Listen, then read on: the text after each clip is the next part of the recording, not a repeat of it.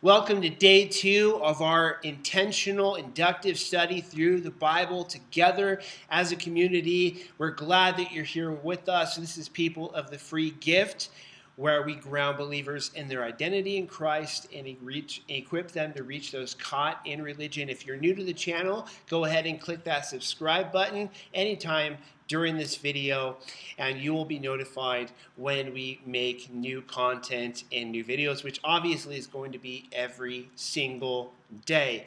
And if you're new to this journey, you can go ahead and I'm going to put in the cards a link to our first video, which was yesterday, so you're not too far behind. You can go ahead and start from the beginning. And so let's go ahead and jump right in. Yesterday's assignment, day 1, read Genesis 1 and in distinctive ways and colors mark each occurrence of the following 2 phrases. Then God said, and there was evening, and there was morning, and know what was created, how it was created, and when it was created, and then create a chapter theme. And so let's go ahead and jump in. What did I find yesterday as I did this assignment?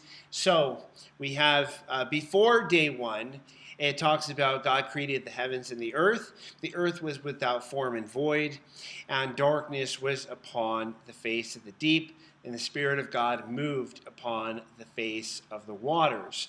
And so the big takeaway from that is Genesis 1:1. God created the heavens and the earth. If you got that down, then all the rest is really just peripheral semantics that we can discuss. It's important, but it's not core.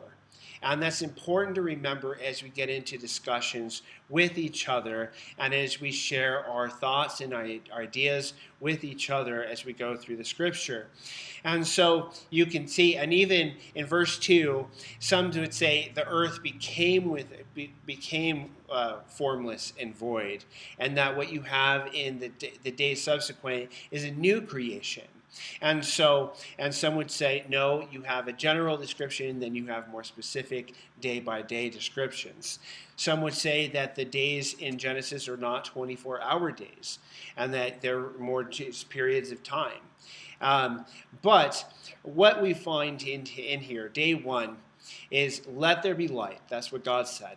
And God divided the light from the darkness. He called the light day and the darkness night, and it was good. And so you have the first time that God has spoken, and you have the first time in which God's declared something good.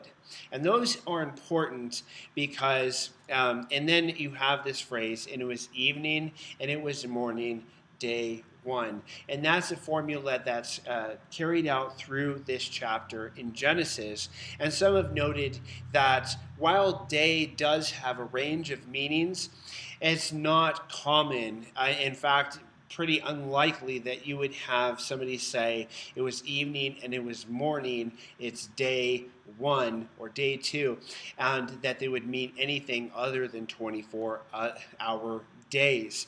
The other issue to keep in mind, and this comes in later, Exodus 20, when God's given the 10 Commandments, when he gives the command for the Sabbath, what he said is, for in 6 days I created the heavens and the earth, and I rested on the 7th day. So shall you work 6 days and then rest 7 days. And so it's hard to get, periods of time. Like 6 periods of time I created the earth, and so on the 7th period of time I rested. So you work for 24-hour days and then rest on the 7th 24-hour period.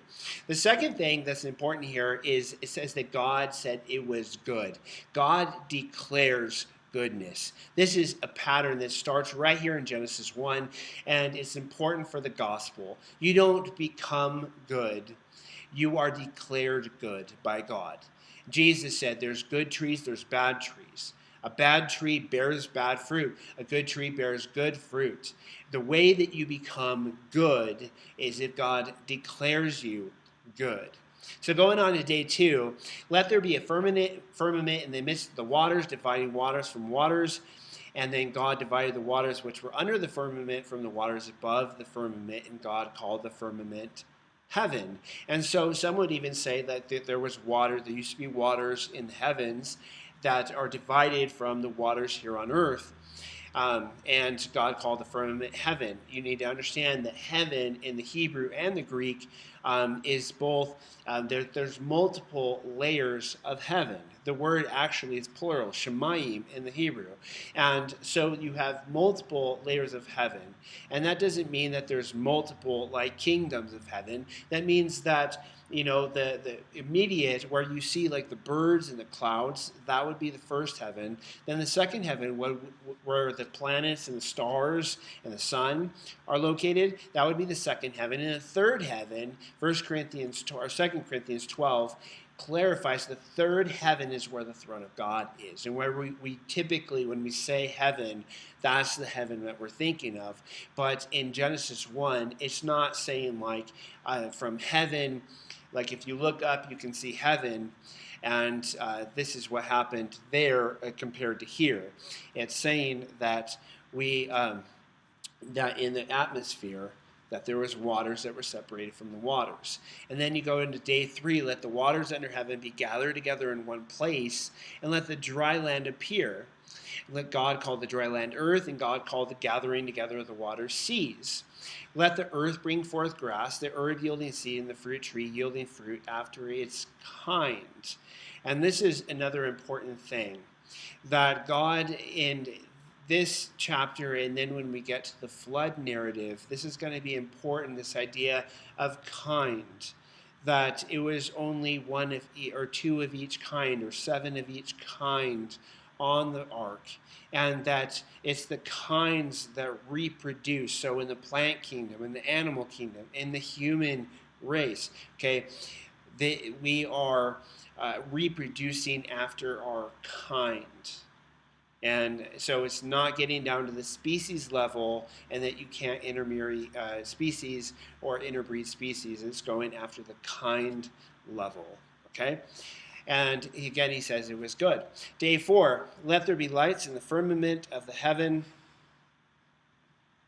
to divide the day from the night, and let them be for signs and for seasons, for days and years. Let them be lights in the firmament of the heaven to give light upon the earth. And God made 2 great lights, the greater light to rule the days, and the lesser light to rule the night. He made the stars. God set them in the firmament of the heaven to give light upon the earth, and to rule over the day and over the night, and to divide the light from the darkness.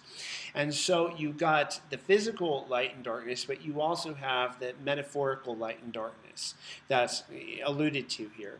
And some would object to the 24-hour day, because here you got, the sun and the moon and the stars, which are given for days and nights and years and these signs, and you don't have that until day 4.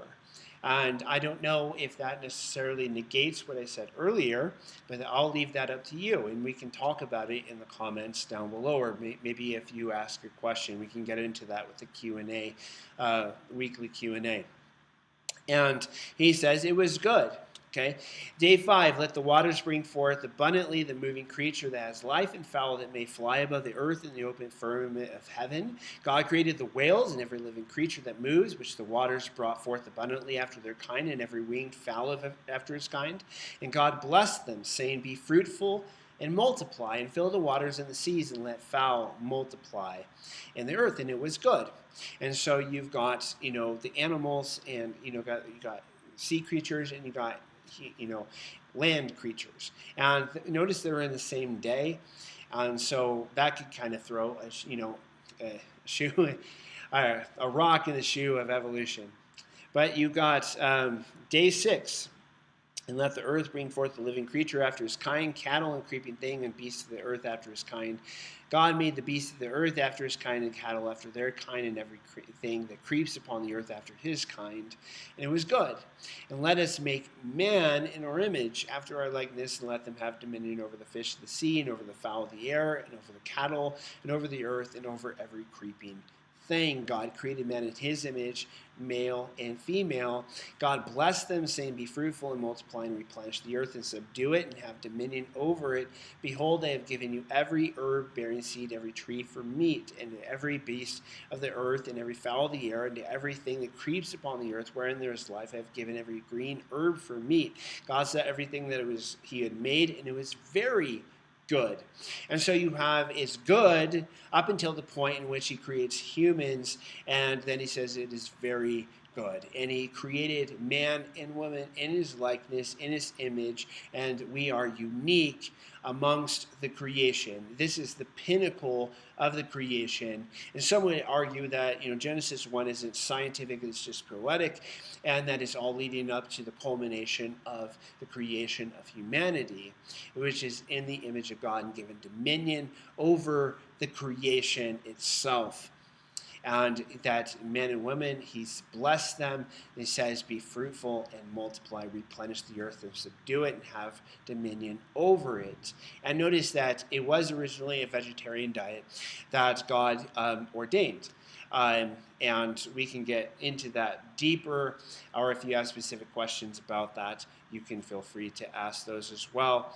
And so that is a recap of day 1. I'm interested to see if you are here, if you guys came up with different conclusions on that. And then tomorrow's assignment is this.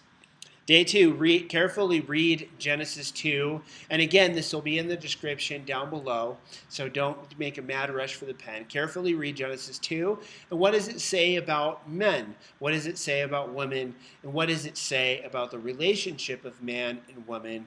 Read Matthew 19:3-9 as well, and as it is an excellent cross-reference, and note how it relates to Genesis 2.